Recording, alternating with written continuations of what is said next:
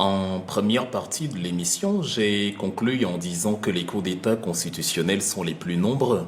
Au Sénégal, je salue la proactivité de Monsieur Badio Camara, le président de la Cour constitutionnelle, qui a su déjouer le coup d'État de Macky Sall, parce que c'était un coup d'État. Macky Sall, qui est au pouvoir depuis le 2 avril 2012, a cru bon de nous servir à un poisson d'avril en voulant aller au-delà de son mandat, alors que le texte fondamental, la loi, la constitution du Sénégal, le lui interdisait.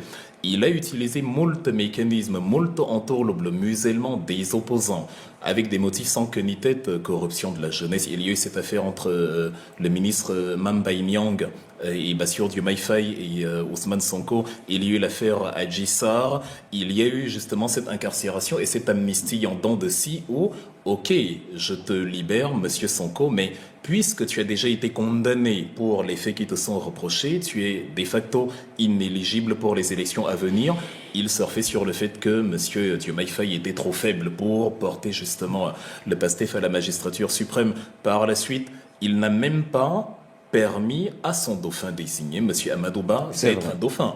C'est-à-dire, il a davantage réfléchi à la perpétuation de son pouvoir qu'à un réel changement, certes d'individu, mais alors qu'il avait tout à gagner. On pouvait changer l'individu, on maintenait le système APR, le système Beno Bokuyakar, sauf que bon, Beno Bokuyakar, uni dans l'espoir, s'est transformé en désespoir quand Macky Sall a abandonné son propre poulain sous l'autel de sa propre cupidité, à rester au pouvoir. Et donc, les Sénégalais qui ont justement cette habitude depuis plusieurs années de l'alternance comparativement pacifique, si on fait des analogies avec d'autres États, notamment ceux dont on venait de parler, les Sénégalais ont approuvé et ont applaudi la solidité de leurs institutions, notamment du Conseil constitutionnel, avec évidemment la participation de la diaspora, qui, contrairement à la diaspora de mon pays, le Cameroun, peut même agir à l'Assemblée. Il y a 8 circonscriptions dans la diaspora. La diaspora sénégalaise possède 15 sièges, ce qui lui permet d'avoir un droit de regard factuel,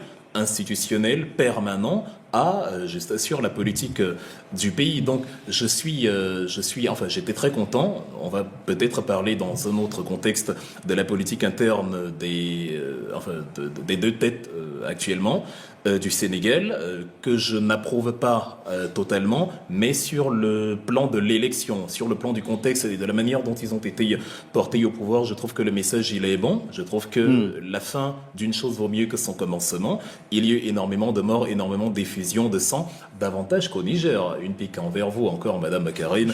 Lors de la prise du pouvoir de Monsieur Tiani, il y a eu beaucoup moins d'effusions de sang que lors de l'entourloupe et les tentatives macabres de perpétuation, de pérennisation dont Macky Sall a été l'auteur. Et donc, heureusement, les choses se sont bien terminées, c'est-à-dire la Constitution a eu le dernier mot, la loi fondamentale a eu le dernier mot, les dirigeants qui sont actuellement au pouvoir sont d'une légitimité absolue, d'autant plus que sur les législatives qui se sont déroulées en novembre dernier, ils ont à nouveau raflé la mise. On aimerait bien que cet épisode se répète sur les 54-55 pays africains. On croise les doigts. Et sans les morts si possible. Oui, sans les morts, évidemment. Mais moi, pour aller vraiment dans le sens de M. Ekanga, je pense que c'est un exemple. Parce qu'effectivement, Macky Sall n'a pas prouvé que lui, il aspirait à une transition paisible, ni à une transmission du pouvoir. On a bien vu qu'il n'y avait pas de préparation de ce côté-là. Et je pense qu'il faut aussi que justement les autres États autour retiennent ces leçons-là. C'est-à-dire que malgré le fait que lui, il ait voulu passer en force, les institutions, la force des institutions a bien été... Et un peuple mobilisé. Et un peuple mobilisé, tout à fait.